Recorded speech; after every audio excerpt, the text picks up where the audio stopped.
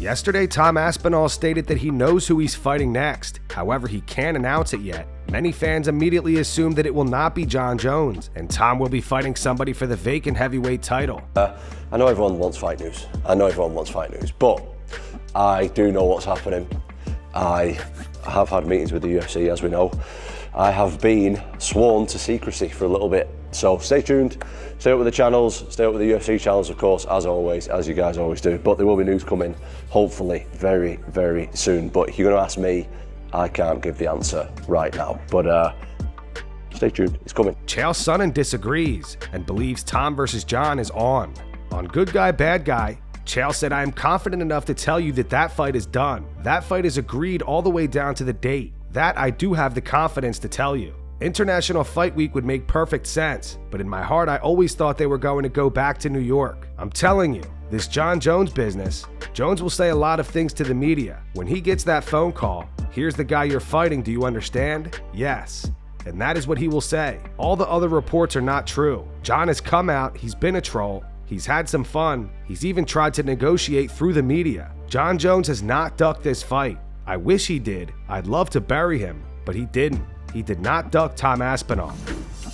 Magomed Ankalaev responds to Khalil Rountree's recent comments. Khalil stated that the Alex Bejeda that fought Ankalaev didn't look like the same Alex that he fought. He said, "It was hard for me to watch that fight and score it. It was very hard for me to watch it from the standpoint of, analyzing, because I was there front row. The Alex that walked out that night was a different Alex than the one that fought me. My experience was watching that fight in frustration. I was kind of confused because I was expecting the same guy that came and fought me to go in there and do the same thing. I wanted to see what that experience was like from the outside." Ankalaev responded to Khalil via X. He wrote, "Khalil Bumtree. It was not first row like he said, he was the third row." Khamzat Chimaev has an intense grappling session with another Chechen fighter.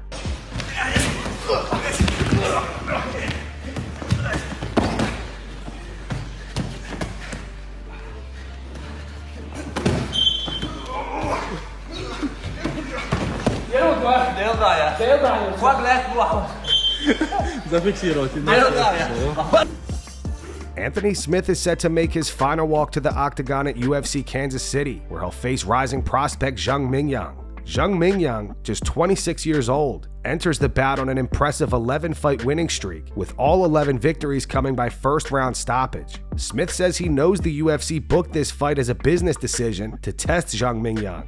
Speaking to Ariel Helwani, Smith said, "It's a business decision, which I understand, but I think you could be honest with me and not hurt my feelings. Zhang is a really tough up-and-comer, but I think they're unsure of where he really is in terms of his skill set and how good he actually is. He's hard to match up because guys that are in his similar position, those guys, all these young guys, they say they'll fight anybody. They're full of shit.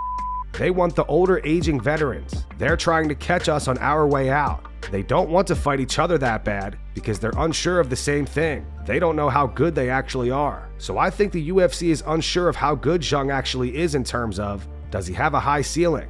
I think so. How good is he right now? I don't know. We'll see in the second round. I think that's some of it. You have to put someone pretty tough in front of him because you won't really find out what his level is and what kind of fighter he is and who he is as a person until you get someone to push him past where he's comfortable. He just puts his foot on the gas and goes hard as for 5 minutes, and so far, hasn't made it out of the first round. Ian Garry dropped his own promo for his upcoming fight against Carlos Prates at UFC Kansas City. "I'll never say no to a fight. It doesn't matter who you put in front of me. Throw me into the fire. Stack the odds against me. I fear no man. Not even myself." Movsar Evloev explains why he would never fight Islam Makhachev. What would a fight like you and Islam Makhachev look like? Me and Islam? Yeah. Would you move up to 155? And if you did, what do you think a fight like? This guy can kill me. Really? I respect that. I respect that. So, what is it that makes him so special? because he's my older brother, I'm never gonna fight him. Fair enough. like Aljo and Merab, kind of, you know? Yeah, people want to see the fights of like big level guys, but when they're like close to each other, when they're brothers, so I don't think that's a good idea to make them face. So Michael Bisping and Paul Felder preview the fight between Ian Garry and Carlos Prates this weekend. Felder believes this will be the toughest test of Prates' career. However, Bisping thinks Prates will pull off the victory. You know, this is a big step up for Carlos Prates, who's been nothing but exciting, who's been devastating in there. But this is a guy who's faced the elite, who's been in the UFC for a while, who's kind of gotten over any hurdles other than pretty much Shavkat. And again, I think he impressed people even in that loss with his performance there. So I do think that this is by far the biggest challenge that Prates is going to have thus far, and the toughest fight, no doubt about it. Yes, I agree. I do agree with that. I can make a prediction though. And I think Prates walks away with it, to be honest. I think Prates gets it done. I think he gets another stoppage. You think he finishes him? Well, the thing is with Ian Garry, if he engages him, right? Do you think he's going to engage him like that? I don't think he's going to engage. No, I think he's going to be smart. And he's going to fight it or approach it like he did with Jeff Neal. You know, he'll use his footwork, he'll use his reach, he'll dance around, he'll frustrate the audience because they want to see blood, they want to see violence, and I think Ian's going to try and be smart. But I think Carlos Prates, I mean, they've got one opponent in common, I think. Neil Magny. Neil Magny, yep. Ian beat him by decision. How that went. Yeah. Carlos knocked him out in the first round. MMA math doesn't stack up, but most people are getting finished by Carlos Prates, you know, and I think he'll catch him. I think throughout 25 minutes, I think there'll be a situation where he cuts off the cage, backs him up, and I think he'll catch him. Hey, I might be wrong. If Ian Garry wins, I've got it by a decision. It's not a knock on Ian Garry. It's not a knock on Ian Garry. I think he's a tremendously talented fighter, but I'm just very, very high on Carlos Prates. Merab Dvalishvili believes it would be stupid for the UFC to book Ilia Topuria versus Charles Oliveira. Merab explains why Ilia deserves to fight Islam Makhachev for the lightweight title. He went on to say he's saying he's not a featherweight.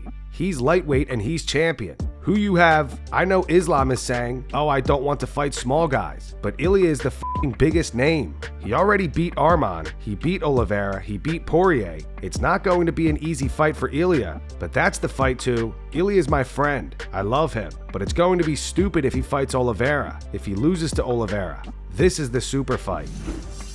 Daniel Cormier recently shared a story from the build-up to one of his fights with Jon Jones, recalling a moment when a comment he made to Jon's publicist made him furious. On Good Guy, Bad Guy, DC said one time Jon and I were arguing, and I looked at his publicist and I pointed to her, "You have the worst job in history. I feel sorry for you. I feel sorry you're tasked with trying to keep this psychopath under control." And Jon was sitting there so mad at me. The one thing about Jon isn't the best with his words. He just wanted to kill me. I could see it. In his mind, if he had a gun, he would shoot me. It was bad. Poor gal. Sean Strickland has sparred with another influencer, Nick Nayercina. Similar to the situation with the streamer Sneeko last year, Sean did not hold back. Before the session, Sean posted this to his Instagram. He wrote, "@Nick Nayercina, you're a really nice guy and I don't mean that as a compliment, but you're an okay person." I didn't reach out to this guy. I didn't say, "Hey, influencer, come spar me." I've been seeing this guy f***ing drop. And I want you. John, can I say something right now? You can't, dog. I want to see you crippled. This is the start of a beautiful friendship. It's right here. It's right here. It's right now. So what you did, you I didn't like that. got famous. I didn't like that narrative. And so he's like, you know what I'm gonna do? I'm gonna go get UFC fight to get more famous. Nick Nayercina posted footage of the sparring session on X. He wrote, "I'm a man of my word. I said I would show up and I did. Thank you, Sean Strickland, for your time. When should I drop the full YouTube video?" Okay.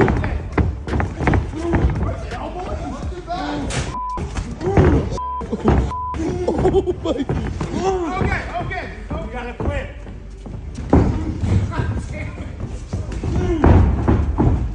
Don't run, Nick. You're in the ground. So Sean has been receiving some criticism following the release of this footage. Many have pointed out that he appears to go much harder with influencers than he does during official fights in the octagon. To read off some of the top replies, where was this aggression against Costa? He never fights like this in real fights, so nobody cares. Can't do this against Dricus du Plessis though. He's a f***tard who fights harder against influencer than his UFC opponents. And these are the only fights this bum motherfucker can win lately. Strickland is a bully and a coward. Sean Strickland has responded to the backlash. On X, he reposted this gif of Jose Aldo crying when he got inducted into the UFC Hall of Fame. It says, Sean Strickland when an influencer shows up wanting to spar. Sean replied saying, we're on a fitness journey. He then posted this video to his Instagram story saying it's more fun sparring influencers than actual fighters. So I just got done sparring. I got hit in the head quite a bit today. And I realized it's way more fun to spar influencers than UFC fighters, but I guess that's my job. And that's going to wrap it up for the news. Thanks for watching. For daily MMA news and content, subscribe to Full Mount MMA and click the bell icon to be notified when we post videos. Here are the 3 top comments from last video. These comments are in reference to Tom Aspinall saying that he knows who he's fighting next. However, he can't announce it yet. The first one's from Bertle McGirdle. It says it ain't Jon Jones. The second one's from Daniel Sullivan. It says Aspinall is fighting someone for the vacant belt 100%. And the final one says Dominic Reyes should fight Tom Aspinall to gain full custody of Jon Jones. Those were the 3 top comments from last video. If you want to be featured in the next one, all you have to do is comment down below. And if you missed yesterday's news, click the video on screen right now to get caught up.